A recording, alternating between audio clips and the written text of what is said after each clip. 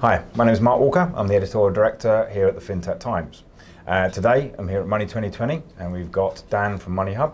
Perhaps Dan, you can give us a quick introduction to our audience. Of course. Hi, I'm Dan Scholey. I'm the Chief Commercial Officer at Moneyhub. Moneyhub is a financial technology company that provides data and insight to enterprises all over the world. Awesome, great stuff. So let's start off with some easy questions, okay? Okay. So we hear a lot about open banking, open finance. How does that kind of really play into financial well-being?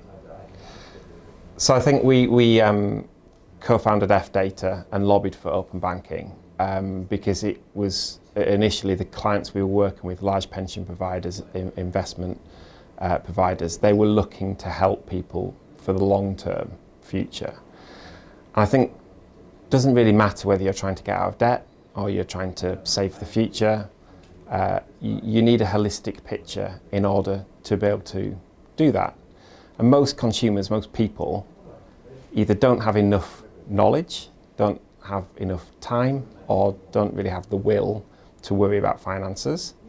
And going to an advisor and getting help is expensive because capturing the data takes time and effort. So I think open data allows us to automate a lot of that, bring that financial well-being to the masses, and empower people to make better, smarter decisions, and empower enterprises to make better, smarter decisions.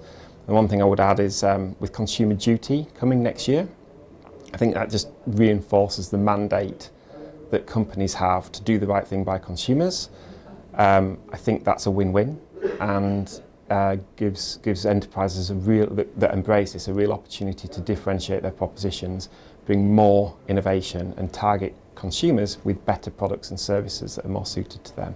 Okay, so it's kind of all about trying to use open banking APIs to pull out information that's relevant that you can then present to the client in a way that they can understand and utilize. Yeah, I mean, basically everything is data-driven these days. All decisions are driven by data. Businesses make decisions driven by data. We all do. But we can't consume that data. It's not easy to get our heads around it, particularly when you start thinking about your day-to-day living, which is open banking, with your long-term savings, like pensions, investments, and other things like property and cars and healthcare and all these things that we've got to juggle in our minds. Actually, with a bit of simple maths, we can make that a lot easier for people to make more informed decisions.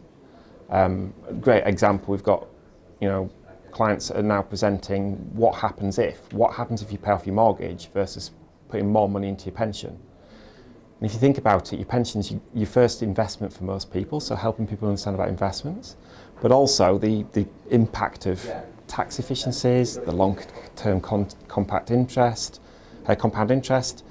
is quite a big number. So if you don't need the money for a long time, actually that might be a better option for some people than paying off your mortgage earlier.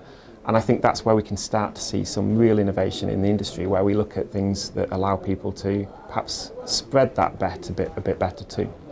Okay, really interesting sort of stuff. So, with the idea of sort of how as an industry do you think we need to react to sort of financial inclusion? Because it's all very well, we're saying, with a car, when you've got a mortgage and that, so that's quite a well-banked individual, shall we say. Yeah. How does the industry tackle those that are perhaps not as well-banked, and how do we get them included so they can get the same insights? Perfect. So I think the first plea to the industry is don't try and boil the ocean. We don't have to, don't try and solve the entire population's financial issues. Try and pick a segment and solve for them. So a couple of quick examples. Vodafone, for example, have a social tariff. It's a £45 or £40 mobile phone tariff with lots of data and minutes and text included. But they are offering that to people who receive government benefits for £10 a month. So it makes it accessible to a much broader range of people. And it's a vital service. If you are in that situation, how do you get financial advice if you can't get access to the internet? So you kind of need all these things to come together. So Vodafone are using Moneyhub to automatically check that somebody is entitled to benefits. So what they were doing before was you had to send in a form that somebody manually checked to see whether you had that benefit. So there was a lag to being able to get this service. it also costs them a lot of money. Whereas now, it's one click, you connect your bank account, Moneyhub scans it and returns back to Vodafone, yes, we found the right benefit, or no, we couldn't find it. Instant decision, instantly on the tariff, instantly getting benefit. And then they're able to access other products and services that will help them further. But without that initial, I've got the data, I've got the access, you're stuck. So I think more companies doing more in that space is important. But equally, even in investing, we've got the big exchange using us to do exactly the same thing. It's to help people make micro investments. So we're really passionate about payments, open banking payments. But I think a lot of companies are looking at payments as open banking payments as just an alternative payments rails. Like, let's reinvent the exact same situation. It's crazy. What open banking actually allows us to do is make payments with purpose. So smart payments where we can use the data that we know about somebody to help trigger proper payments events and make those payments events reactive to situations. So with a big exchange, looking to spot the money you didn't know you had, the modern day equivalent of money falling out of your pocket and sweeping it into an investment, but doing that on a micro scale. So those people that wouldn't normally be able to make investments suddenly have a way of starting to get that trickle effect of getting. So that's kind of like a roundup type thing. So you spend £2.85 and it automatically takes the 15 pence and puts that somewhere else for you. Kind of. I mean, roundups is definitely one thing that people are interested in, but roundups fundamentally are a bit flawed. So in December, when I'm out spending a lot, I'm rounding up a lot, and I can't really afford in December to be making those making those savings. Whereas in February, short month, not many weekends, it's a bit rainy, don't want to go out. I've actually got some spare cash, so it's spotting that, hey, you have got spare cash, you've not been out as much, or you've had a refund, or for me, my one, Crumbs of Keynsham, my local cake shop, every time I buy anything from there, I match into my savings, and it's just a dynamic thing if I go there a lot. So that is one that I spend more, but that's okay for me. It's about what works for me as an individual. So I think giving people more options around these rules around their lives to automate those financial decisions on a macro or a micro level. Really interesting sort of stuff. Like you say, it's almost like intelligently making you save when you should save, and allowing you not to have to save on those months when you know you're going to incur more costs. Absolutely, and it's we've got a tier 1 bank using us for payments to help pay off debt. So again, it's a similar principle of when you've got more money, pay off more debt than you perhaps need to in order to make headway into saving more money. Interesting. So moving it on a little bit, I understand that you guys have just joined forces with Envisage. Yes. Well, how did that come about, and what was the purpose and thought behind that? So we work with lots of partners. I think that gone are the days where you decide to build everything yourself, unless maybe you're Apple. I think that's an edge case.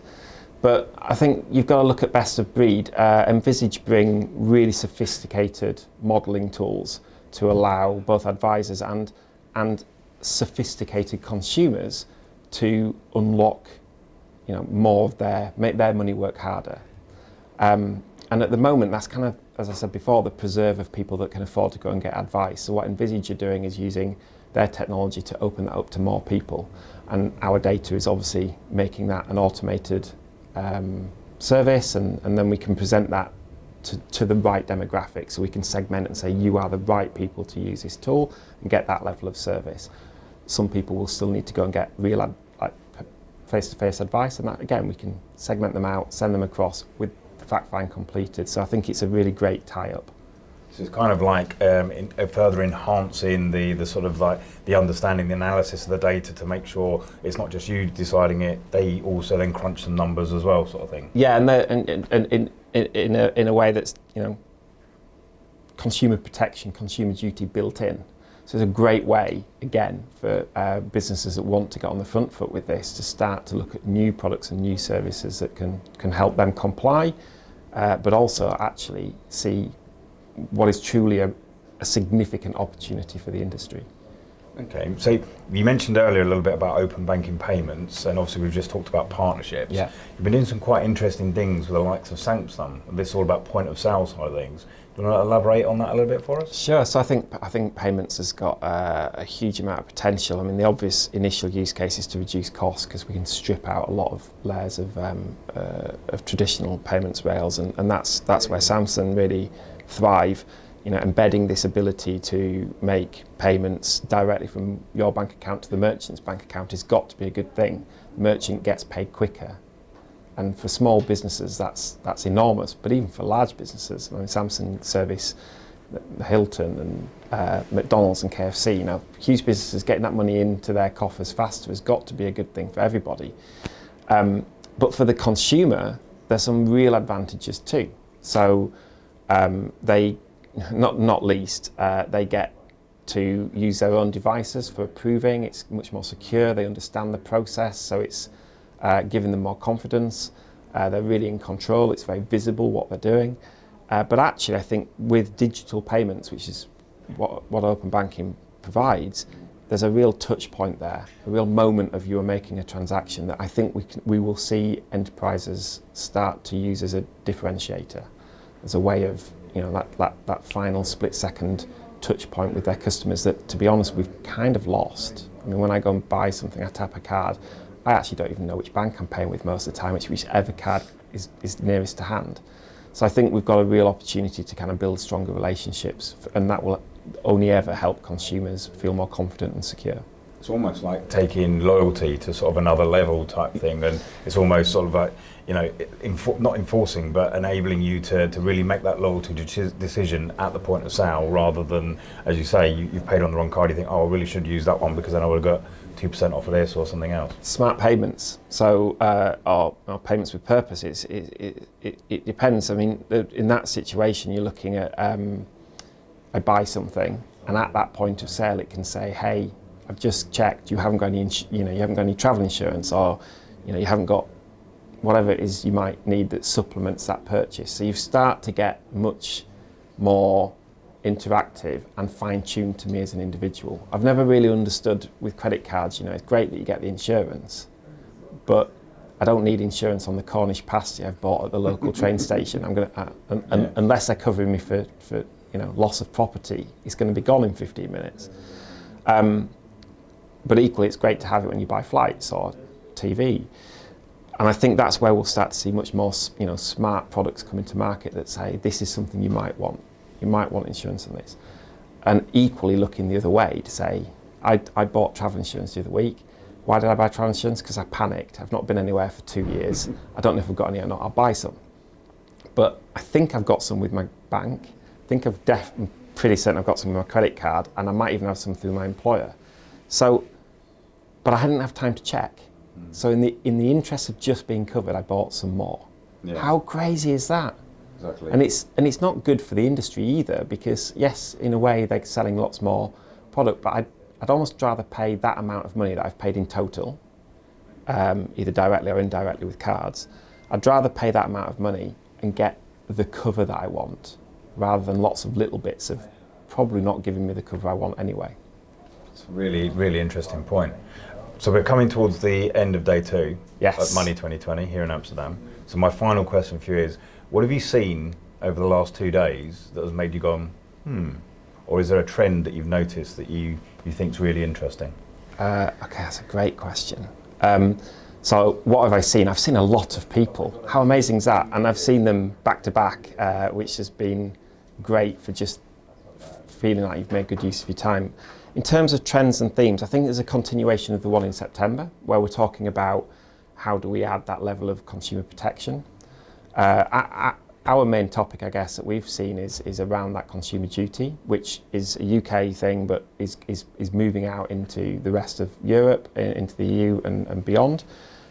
So I think for me, it's putting consumers at the heart of what they do and using data and smart payments to make a difference to their lives. That is amazing. I think that's the perfect point to end on. Thank you so much for spending time with us here at FinTech Times, here at Money 2020. Thank you for inviting me.